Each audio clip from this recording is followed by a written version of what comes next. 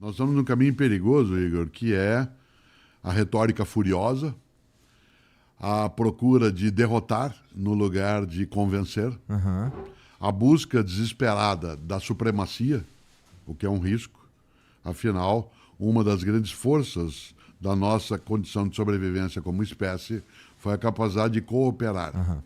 Nós somos uma espécie muito frágil na origem. Se você imaginar, a gente não tem força física, a gente não voa, a gente não fica muito tempo sem comer e sem água. Nasce A indefeso. gente tem até 5, 6 anos uma infância alongada e desprotegida. Né? Nós somos um animal frágil perto de outros animais. Nós não temos uma pele que resista às intempéries da natureza. A nossa visão é mais limitada. Né? Nós temos dificuldade de audição perto de outros animais.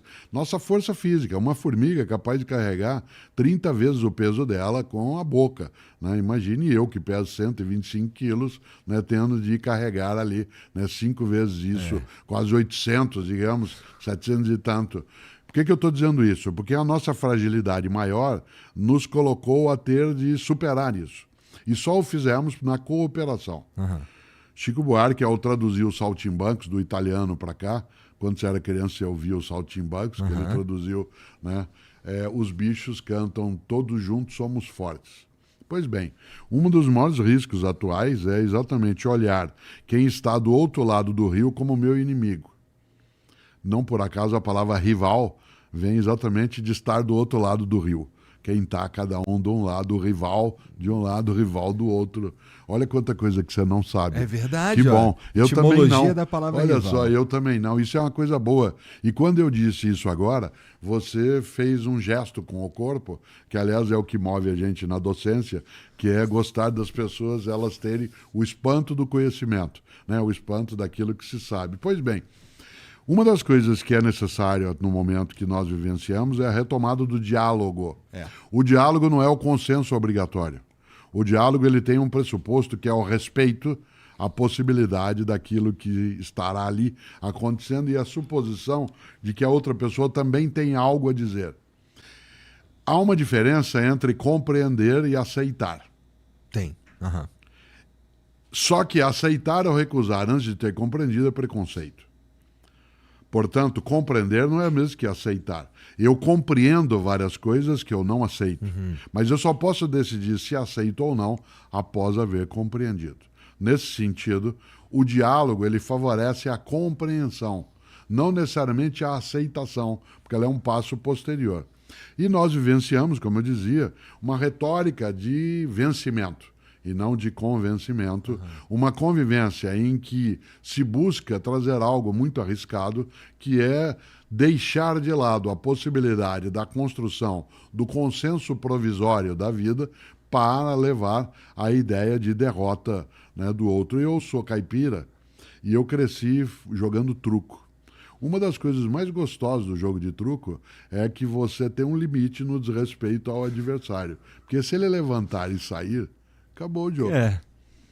Nesse sentido, no truco vale brincar, xingar, fazer com que o outro se sinta humilhado. Ele dá o troco. Aquilo faz parte, né? É lúdico. Essa ludicidade que é necessária, nós estamos perdendo, né? E é claro, a tecnologia, será que ela favoreceu essa condição? De uma certa forma. Afinal, né, a possibilidade de eu ter no anonimato, né, no meu modo de presença, ou de eu difundir com velocidade uma opinião diversa à tua, ela ficará muito mais marcante. Dou um exemplo. Escrevo eu agora na minha rede social, eu tenho 24 milhões de seguidores, somando as várias redes. Escrevo eu alguma coisa assim, o Igor é tonto. Ou, para usar um termo que se usa no Rio, otário. Né? O Igor é otário. Você rapidamente me responde. E você vem com tudo. Otário, pelo menos eu, e aí tá, você me desanca. A resposta, a reação é intempestiva, e isso é um perigo. Quando não existia essa tecnologia da imediaticidade, eu escreveria uma carta para você. Essa carta eu estaria escrevendo, e estou demorando para escrever. E, ela portanto, terminará refletindo. dizendo assim, Igor é otário. Aí eu te mando, demora entre eu mandar e você receber, você lê, você fala, eu vou, ele vai ver. Entre a tua decisão de dar o troco e você diz, não, vou deixar para lá, etc.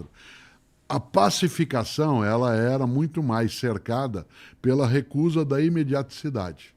Portanto, essa reação imediata, em que você responde sem refletir, né, em que se dá um retorno sem que haja um tempo de preparo, ele é muito perigoso. Gera brutalidade, gera incompreensão. E evidentemente que a gente tem de lidar melhor com isso, né? Eu brincava em relação ao truco, né, porque ele permite até que eu no truco diga: você é um otário. Você sabe de onde vem a palavra otário? Não sei. De um tango.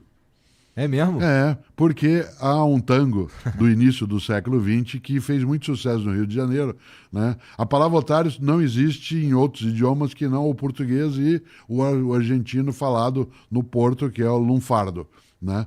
Se você usar a palavra otário em outros países de língua espanhola, não é tão entendido. Otário é o nome que se dava às pessoas, né? O tango diz: se acabaram os otários, que se dava a pessoa que tinha ouvido, mas não prestava atenção. Porque ota, no grego antigo, é ouvido. E otário é o nome do leão marinho, né? Gostei. O nome científico do leão marinho é Otarion. Você já notou? Foca tem, né, um buraco no local daquilo que é o canal auditivo, e o leão marinho ele tem uma pequena orelha, Otarion. Né? E você já imaginou? O leão marinho ele é grande, a beça, ele acha que ele pode tudo. É um otário. E não pode, é um otário. Né? Olha quanta coisa. Enquanto eu falo, você e eu começamos uma troca de percepções, de ideias, e isso encanta. Né? Eu gosto muito de observar meus netos e netas, a Alice, filha do Pedro, quando estava me contando outro dia o que ela tinha conhecido, que ela tinha entendido, e ela vem contar.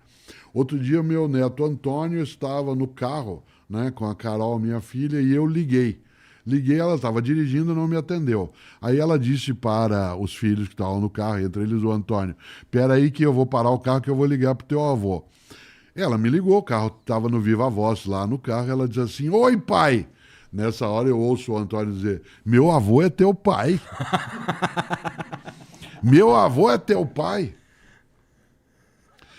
Há umas 3 semanas, uma das pessoas que nos ajuda nas atividades em casa, ela tem um neto de 5 anos, e esse neto disse a ela o seguinte: vó, você me leva lá na casa do meu Mário? Ela falou: na casa de quem? Na casa do meu Mário. Falou: com quem é? Ué, quando eu quero sair com você, que você não pode dizer, eu não posso porque eu vou trabalhar na casa do seu Mário. Então você me leva na casa do meu Mário? Isso é genial. Né? Quando ela contou isso, a gente não só fica tocado, como a gente imagina. E aí eu mandei para ele um dos meus livros infantis, eu tenho alguns livros para criança, inclusive com o Maurício de Souza, Legal. que vai fazer 80 anos esse ano. 80 anos. O brasileiro que é mais conhecido em termos de publicação, né, pelo planeta fora. E aí eu mandei um dos meus livros para ele e ele gravou um recado no celular, mandou para eu ouvir, né, dizendo assim: meu Mário! Ele ainda não absorveu a ideia de que o modo, né? Olha, por que eu estou contando isso? Porque enquanto eu falo, você, Igor, abre um sorriso e quem conosco está aqui fica imaginando quanta coisa que acontece que a gente não imagina que pode acontecer. E enquanto eu brincava falando com você do otário, né, você fica grato de ter conhecido algo que você não conhecia. E você me conta coisas, como você falava, né, do teu avô, da expressão do teu pai, que eu fico agradecido por ser uma troca, uma permuta. O diálogo é uma troca. Ele não é uma maneira de você destruir a outra pessoa. Você diz: não, mas eu vou dialogar com todas as pessoas? Não. Há pessoas que não têm possibilidade de você fazê-lo, para a gente não cair numa armadilha, que é você oferecer, né, energia a quem é destrutivo. Mas aí não é, mas aí a gente não está falando de um diálogo no fim das contas, porque como nós você estamos falando de um confronto. Como você definiu o que é um diálogo, a gente precisa admitir que a outra pessoa tem algo de valor a ser dito. Claro, agora, ao contrário, nem procuro. Vira, né, um confronto, na minha... bom, eu sou rasteiro do ponto de vista... de entender, por exemplo, de grandes pensadores e tal, mas uma parada que eu cheguei à conclusão ao fazer esse programa aqui é que a gente não ouve mais para entender as pessoas, a gente ouve para responder, que tem mais ou menos a mesma ideia. Sim. Né? É interessante porque uma criança até 5 anos de idade, e você tem 40. aqueles que já foram, criança tem filhos, né? Portanto, uma criança até 5 anos, ela faz muitas perguntas.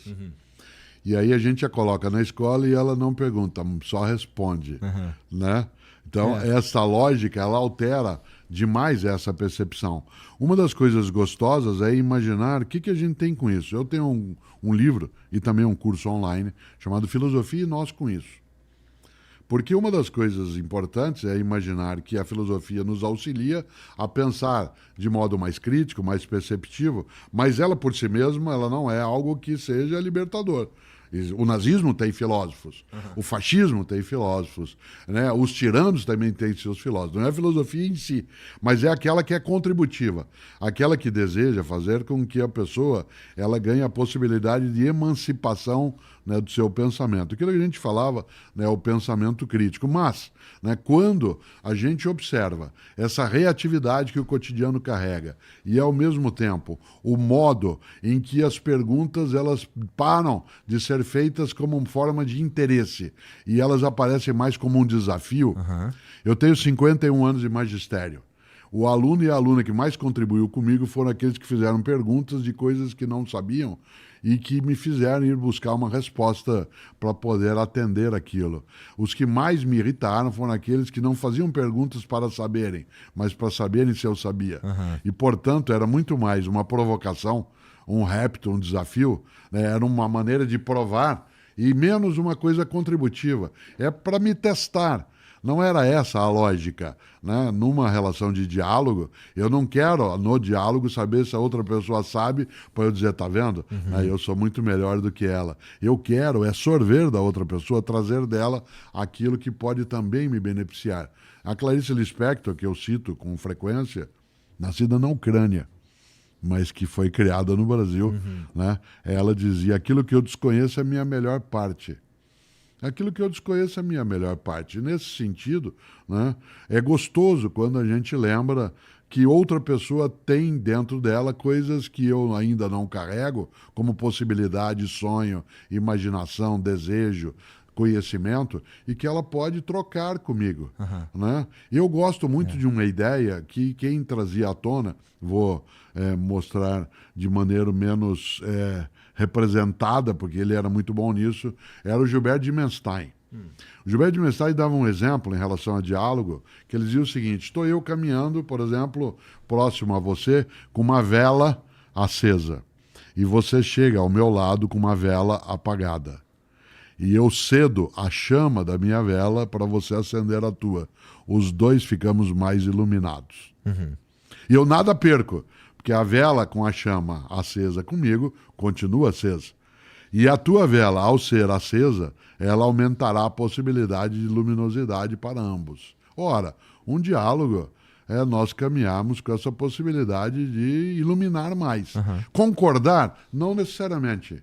Mas prestar atenção, ouvir, não ter ouvido e não ouvir como um otário, certo? É algo que permite que a gente seja capaz, né, de dar passos numa direção que é mais ampliada.